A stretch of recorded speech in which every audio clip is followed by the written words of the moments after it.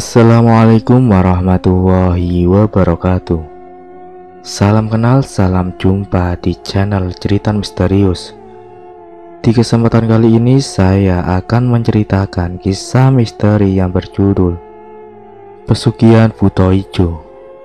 Tapi sebelum kita masuk ke dalam ceritanya, nama dan tempatnya disamarkan semua. Tak usah kita berlama-lama, langsung saja simak ceritanya.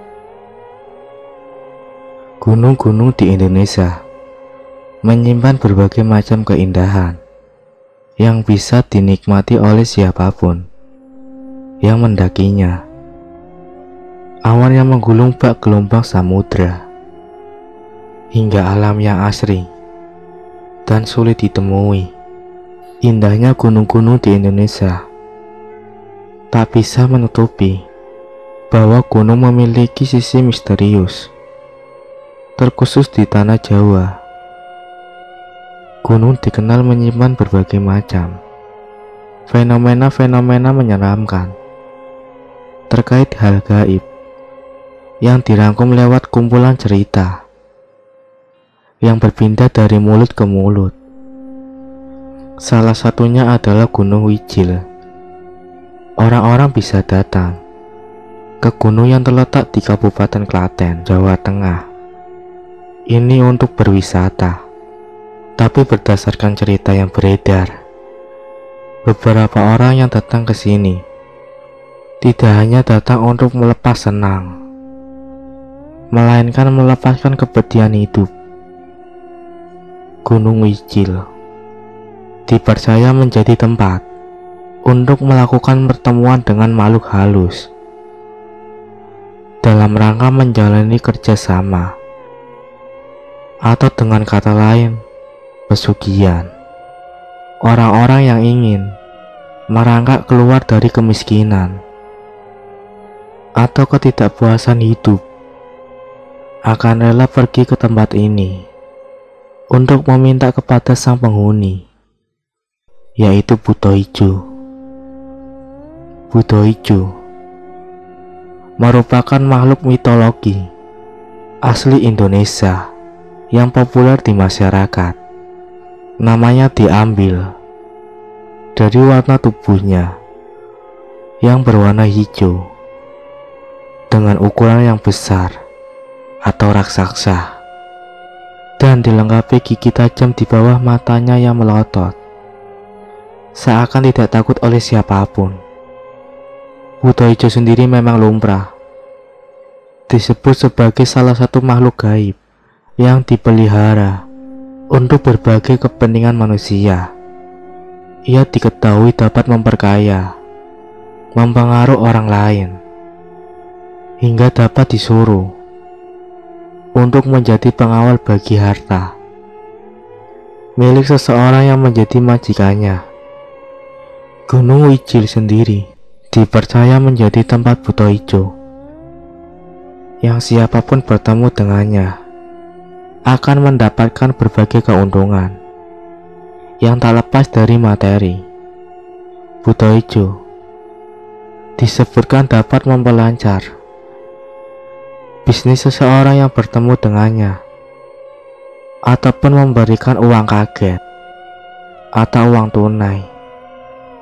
Pemberian yang diberikan oleh Buto Ijo ini tidak bisa didapat dengan cuma-cuma, meskipun tidak perlu dipanggil dengan ritual sebagaimana praktek pesugihan lainnya.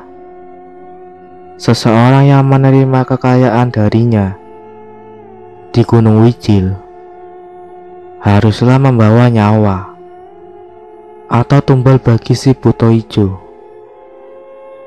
Pagi itu Roni bersantai di kursi panjang bambu depan rumahnya. Bapak dua anak itu bersantai dengan enaknya, dan sesekali ia bangun untuk menceruput kopi buatan sang istri. Tak seperti kebanyakan orang yang pagi hari terlihat sibuk untuk pergi kerja, namun tak begitu dengan Roni. Maklum, Ia hanya seorang pengangguran yang waktunya banyak dihabiskan di rumah. Istri Roni jengkel dengan sikap suaminya yang selalu menganggap enteng masalah. Tak jarang ia marah ke Roni karena hanya terdiam diri di rumah tanpa usaha mencari pekerjaan. Kalau sudah begitu, biasanya Roni malah memilih pergi dengan alasan tidak ingin bertengkar. Padahal itu cara Roni agar tidak mendengarkan gerutuan sang istri.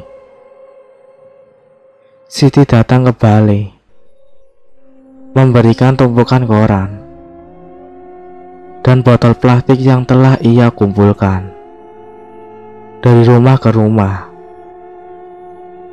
untuk menyambung hidup keduanya. Nantinya barang-barang bekas tersebut akan dijual kembali ke pengumpul dengan harga yang dibilang cukup untuk makan sehari. Pak, itu jangan lupa diikat korannya ya, ujar Siti. Roni kemudian bangun dan menyiapkan tali rapia untuk mengikat tumpukan koran menjadi satu. Namun saat menyatukan koran-koran tersebut, ada sesuatu yang membuat tertarik. Di halaman depan koran itu tertulis, "Orang terkaya di Klaten ini butuh pelamar kerja." Bukan hanya judulnya saja yang membuat Roni terpicut, tetapi di sana ada foto seseorang yang sangat ia kenal.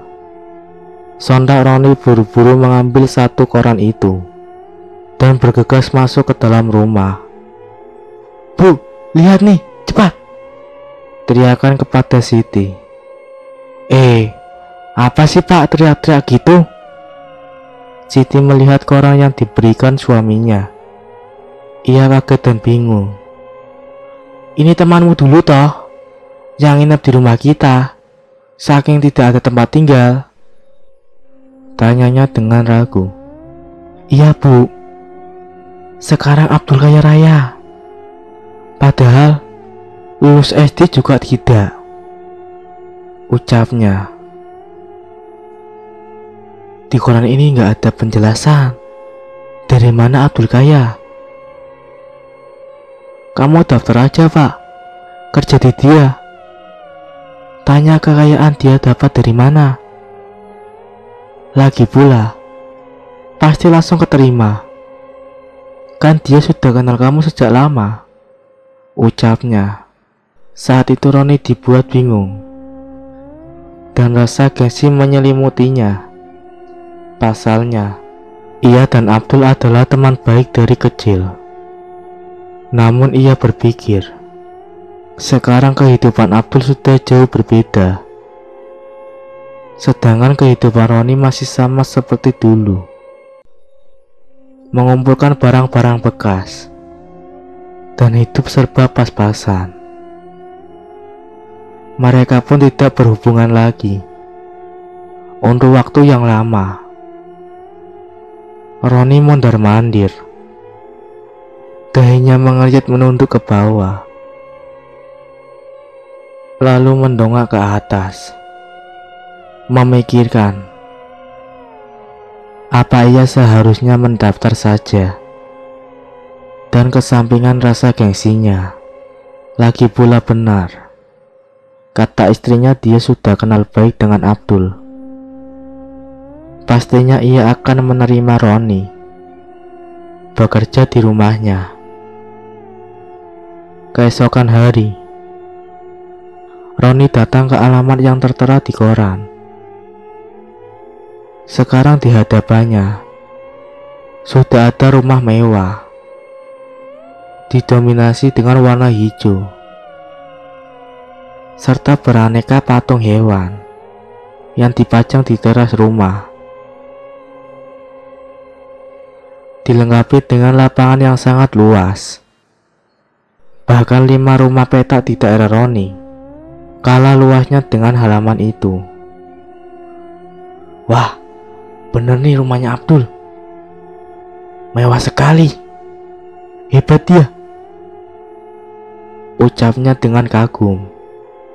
Setelah berbincang dengan Sapam, Roni dipersilakan masuk untuk bertemu dengan si pemilik rumah. Lalu Abdul menghampiri Roni dengan senyumannya. Ia terlihat ramah dan senang dengan kehadiran Roni. Wah, Ron, akhirnya kita bertemu lagi. Kira aku siapa lo yang daftar? Iya, sekarang hidup lo mewah banget ya. Udah berubah dari nasib yang dulu. Lebih dari 2 jam mereka berdua berbagi pengalaman. Hingga hal yang tidak sengaja Roni keluar dari mulut Abdul dengan suara sedikit berbisik. Abdul menceritakan dari mana kekayaan yang sekarang ia dapat. Abdul bercerita jika ia mendapatkan kekayaan ini secara instan dari ritual pesugihan yang ia lakukan, tepatnya melakukan penyembahan kepada buto hijau di Gunung Wijil. Saat itu yang dipikiran Roni hanya bagaimana bisa makhluk gaib memberikan kekayaan seperti ini. Hingga tak diduga, Abdul mengajak Roni untuk melihat sendiri ritual yang ia lakukan. Ia mengatakan nasib Roni akan sama dengannya jika melakukan pesugihan ini. Keesokan hari, mereka berdua datang ke Gunung Wijil di Klaten untuk menemui buto hijau. Lokasi yang dituju tidak mudah untuk dilalui. Jelas saja, karena lokasi ritual berada di kawasan kaki gunung. Selama 3 jam berjalan, Roni dan Abdul akhirnya tiba di sebuah gua yang dipenuhi dengan tanaman hijau rambat. Di sana Abdul mengeluarkan berbagai syarat pesugihan buto hijau, mulai dari kembang setaman, kemenyan Arab, dupa Cina, ayam kampung, air kendi dan wewangi. Semuanya diletakkan dalam nampan yang terbuat dari anyaman bambu. Setelah itu, Abdul membaca mantra-mantra yang tidak bisa ditiru oleh Roni. Kadang dalam mantra tersebut diselingi kata-kata seperti ini. Buto hijau, aku membawa makananmu, ucapnya. Tak menunggu waktu lama, makhluk besar dari dalam gua keluar perlahan-lahan. Roni ketakutan saat itu, tapi ia mencoba untuk tenang. Diperhatikan dengan jelas, jika tinggi makhluk yang dinamakan buto hijau itu hampir menyentuh dinding gua. Tinggi sekali, tubuhnya dipenuhi bulu, rambutnya mengembang tidak terurus, mata merah, serta 4 taring besar di bagian mulut. Roni merasakan angin yang berhembus ke tubuhnya. Namun itu bukan angin malam, melainkan hembusan napas dari buto hijau. Ia takut setengah mati, karena buto hijau mendekati, bukan ke arah sesajen, melainkan ke arah dirinya. Dalam diamnya, tiba-tiba Roni mendapatkan bisikan dari makhluk itu yang mengajak untuk menjadi pengikutnya. Seperti apa yang dilakukan oleh Abdul, Roni bergidik ngeri dengan hembusan angin malam yang menusuk sampai ke tulang, membuat Roni semakin kalang kabut. Keringat dingin sudah membasahi bajunya. Rasanya ingin keluar dari gua itu dan lari sekencangnya. Namun tubuhnya Roni mendadak kaku. Nafasnya pun terengah-engah. Di dalam pikirannya, ia ingin kaya seperti Abdul. Namun ia juga takut melihat makhluk tinggi besar itu. Sampai 5 jam kemudian, ritual yang dilakukan Abdul selesai. Gimana? Kamu tertarik? Roni yang mendapat pertanyaan tersebut hanya terdiam. Gak usah takut, Ron.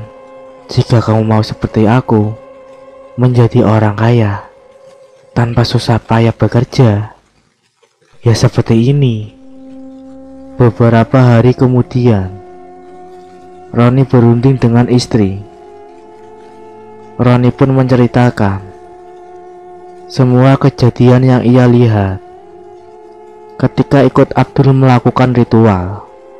Singkat cerita, karena rasa sakit hati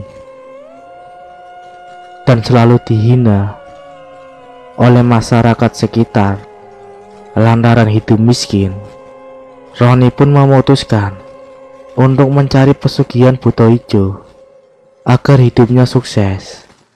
Dengan bantuan Abdul, Roni mempersiapkan segala kebutuhan untuk diserahkan ke Mbah Dukun.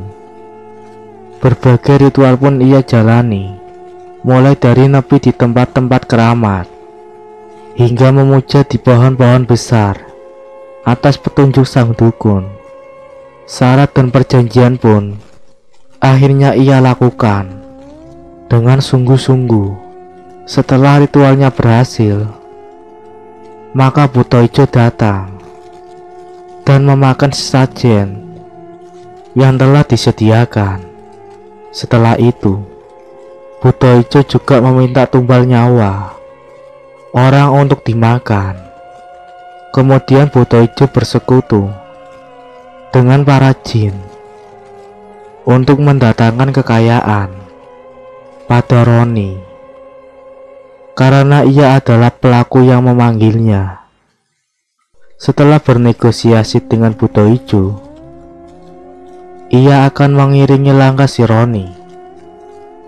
Jika Roni ini pembisnis, saat ia bernegosiasi bisnis,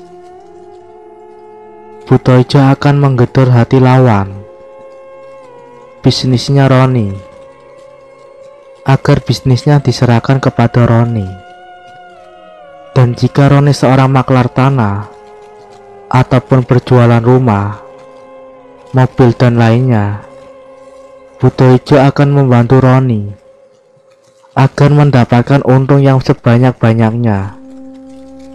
Ia akan merayu si pembeli untuk membeli di tempat Roni, tidak membeli di tempat lain, sehingga Roni sebagai pelaku dapat dengan mudahnya mengumpulkan pundi-pundi uang. Namun seperti yang sudah disebutkan di atas, semua ada sekuensinya. Saat bermufakat dan minta sesuatu kepada jenis makhluk apapun, maka mereka pun akan menerima tumbal sebagai imbalan balik. Begitu juga dengan Buto Ijo. Jika sudah meminta bantuannya, maka mereka pun akan meminta imbalan balik, baik berupa sesajen ataupun tumbal nyawa. Ya, di alam gaib pun sama, tidak ada yang gratis. Persis seperti dunia bisnis, era sekarang yang semakin materialitis dan kapitalis, Buto Ijo ini memiliki watak yang keras, beringas, dan tidak terkontrol. dari paranormal yang mengetahui pesugihan Buto Ijo ini. Syarat yang umum dilakukan pelaku yakni membuat sesajen berupa bunga setaman, menyan Arab, dupa Cina, dinyalain sambil membaca mantra berulang-ulang sampai Buto Ijo datang. Ayam kampung, air putih dalam kendi, wewangian dan madat, semuanya diletakkan dalam nampan anyaman bambu tradisional dan diletakkan di tempat beradanya Buto Ijo. Dari sini kemudian dirapalkan beberapa mantra dan doa yang menjadi pengantar untuk semakin mempercepat datangnya si Buto Ijo, yang nantinya Buto Ijo akan memakan sesajen yang telah disiapkan. Lalu setelah kenyang, Buto Ijo mau mengobrol dan melayani apapun permintaan si pelaku. Saat itu, salah satu keluarga Roni dijadikan tumbal dengan cara menyalahkan nama dan foto yang taruh di dalam kendi. Lalu setelah Buto Ijo melihat dan menyentuhnya, tak lama kemudian keluarga yang Roni maksud meninggal dunia. Setelah itu muncullah harta berupa perhiasan berupa emas di kain putih, salah satu alat ritualnya. Sejak itu, hidup Roni dan keluarga tidak pernah kekurangan, dan semua usaha lancar dan sukses. Apa yang diinginkan dapat dengan mudah dibeli. Sampai pada suatu hari, bertemulah ia dengan Abdul, dua orang yang sudah berteman lama, kini sama-sama menjadi orang sukses. Gimana? Enak kan? Jadi orang kaya? Hahaha. Makasih loh Dul, ini berkat bantuanmu. Kehidupan Roni sudah amat baik. Ia dan keluarga pun memutuskan pindah ke kota agar tidak ada yang mencurigai perubahan ekonominya yang berubah drastis dalam sekejap. Nah, saat itu anaknya Roni yang bernama Randy masih duduk di bangku SMU, sedangkan anak kedua masih duduk di bangku 2 SMP. Randy mempunyai teman akrab yang bernama Gaga. Kehidupan Gaga berbeda dengan Randy yang sekarang sudah menjadi anak kaya. Sementara Gaga seperti biasa, pada musim liburan sekolah di SMU, Gaga selalu mengisi liburan dengan kegiatan belajar kerja. Di samping untuk pengalaman, juga bisa mendapatkan upah untuk jajan. Gaga dan temannya termasuk anak yang berbakat di sekolah sehingga dia tidak kesulitan dalam melamar pekerjaan. Saat liburan sekolahnya, seringkali dia isi dengan kegiatan magang bersama teman-temannya. Hei, apa kamu mau ikut? Tentu saja Gah, ikut. Lumayan buat nambah uang jajan. Saat itu, liburan sekolah tepat pada bulan puasa. Gaga bersama-sama teman sekolah sepakat bekerja pada sebuah CV.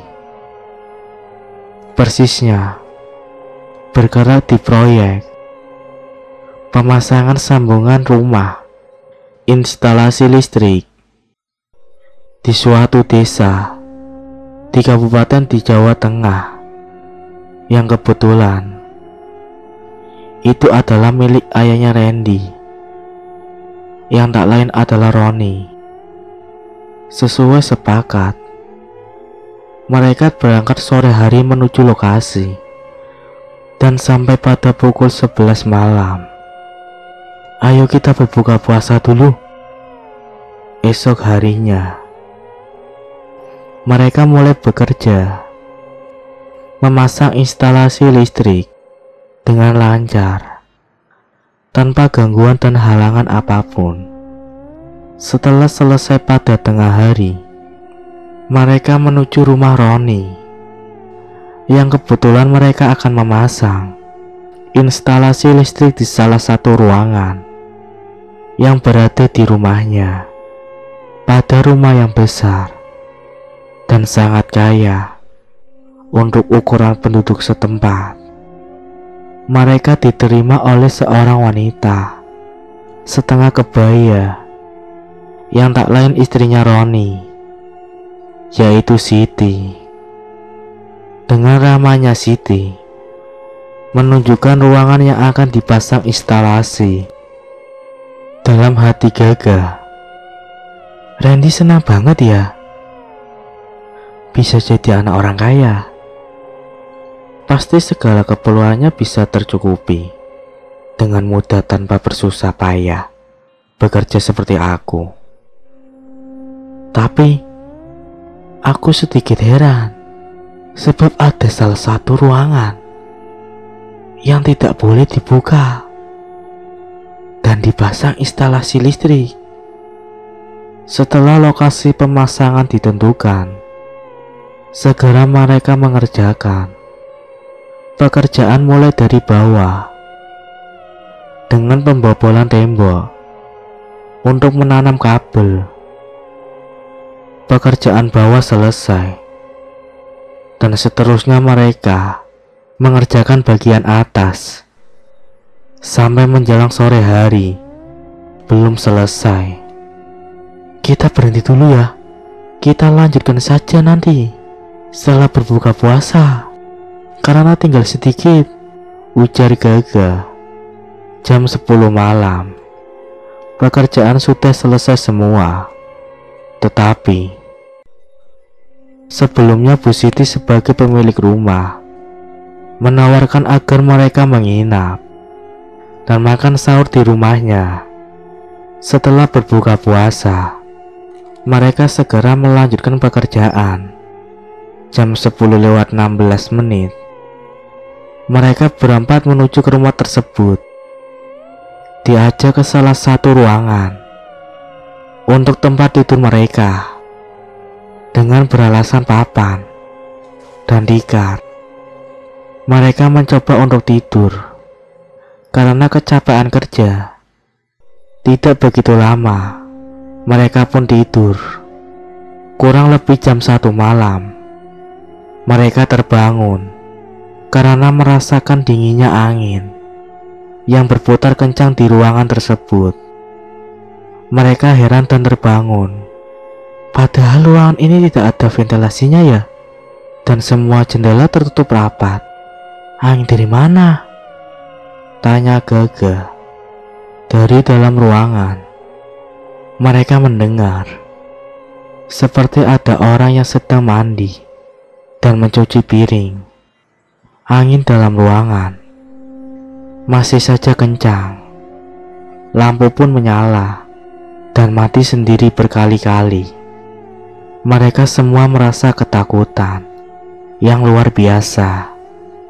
Dengan kesadaran yang diliputi ketakutan, mereka berdoa, memohon perlindungan dan keselamatan pada Tuhan. Ayo cepat, tinggalkan tempat ini, ajak Gaga. Sambil bergandengan, mereka berjalan dengan penerangan seadanya, dengan mata kepala sendiri.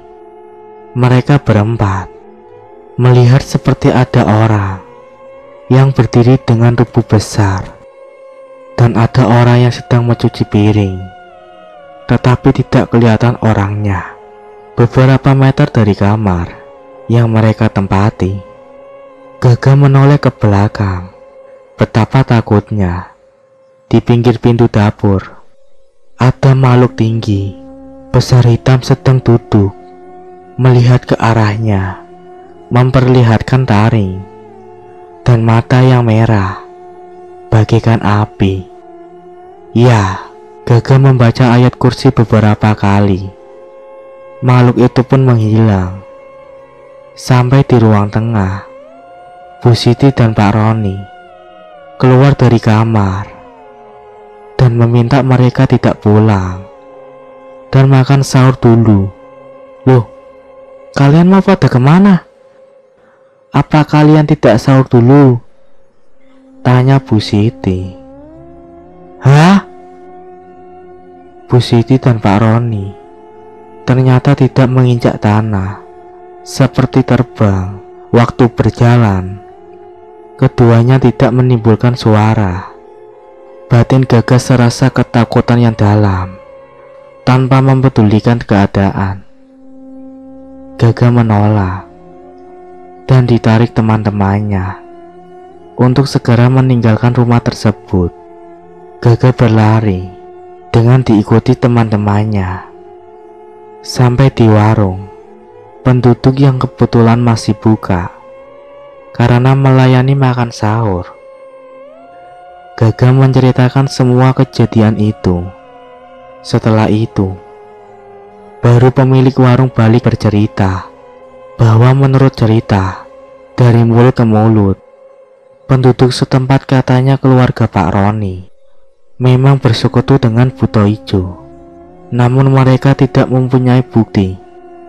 Secara fisik jadi sulit. Segera ditinggalkan desa ini. Jangan sampai menunggu besok pagi.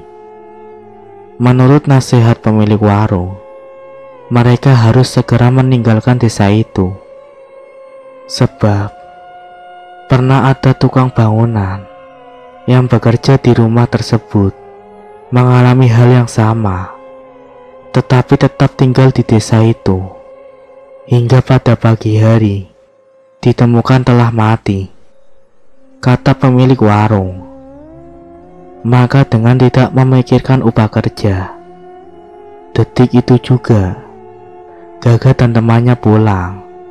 Mereka sangat bersyukur masih diberi perlindungan oleh Tuhan. Memang sudah ada beberapa nyawa yang dijadikan tumbal oleh Roni.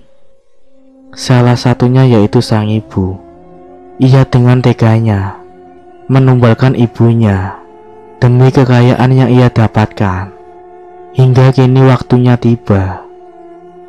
Roni harus menyerahkan tumbal kembali. Buto Ijo datang kembali menghampiri Roni untuk meminta tumbal manusia. Kali ini Roni memberikan tumbal dari kejadian kecelakaan di jalan raya. Roni memberi sesajen di pinggir jalan sebagai simbol persembahan. Dengan memasang sesajen, itulah kejadian kecelakaan akan terjadi di jalan itu juga. Benar saja, dua korban sekaligus mengalami kecelakaan di tempat itu. Dan kedua korban tersebut langsung meninggal di tempat. Segera Buto Ijo menghisap darah segar para si korban. Setelah kejadian tumbal itu, Roni diberi kekayaan lagi dan lagi. Kekayaan yang Roni dapatkan menjadikan Roni selalu memberikan persembahan untuk Buto Ijo. Jalan raya yang dipasangkan sesajen Roni selalu sukses memakan korban, sehingga kekayaan yang ia dapat semakin menimpa. Hingga pada suatu ketika Roni mengalami kecelakaan. Dia terpleset dari kamar mandi, sehingga membuat Roni hanya bisa berbaring di atas ranjang. Keadaan yang dialami Roni membuatnya tidak bisa pergi keluar untuk memberi sesajen sebagai persembahan Buto Ijo, sehingga kekayaan Roni semakin lama semakin menipis. Roni sendiri sudah berobat kesana kemari, tetapi tidak kunjung sembuh. Hingga pada akhirnya, terakhir yang diminta Buto Ijo adalah Roni sendiri. Darah Roni dihisap setiap hari oleh Buto Ijo, sehingga menambah penderita Roni. Pada akhirnya, pelaku pesugihan itu meninggal dengan keadaan yang mengenaskan. Tubuhnya juga kurus kering, bahkan tidak ada daging yang menempel di tubuh Roni, hanya tulang dan kulit saja. Sebagai pengganti persembahan, karena Roni tidak bisa lagi memberi tumbal untuk Buto Ijo, jiwa Roni pun ditahan dan dijadikan budak oleh Buto Ijo selama-lamanya. Kekayaan yang dimilikinya pun habis tak tersisa. Kini istri dan kedua anaknya kembali hidup miskin. Kisah ini memang sangat sulit untuk ditelusuri kebenarannya. Namun yang pasti, melakukan kerjasama dengan makhluk gaib adalah perbuatan yang tidak benar. Dan juga tidak ada kilo harta di dunia ini yang seharga darah. Kerja keras adalah jalan keluar sesungguhnya. Sejak saat itu, tidak ada yang tahu kemana keluarga Roni pergi. Dan cerita pun selesai. Wassalamualaikum warahmatullahi wabarakatuh.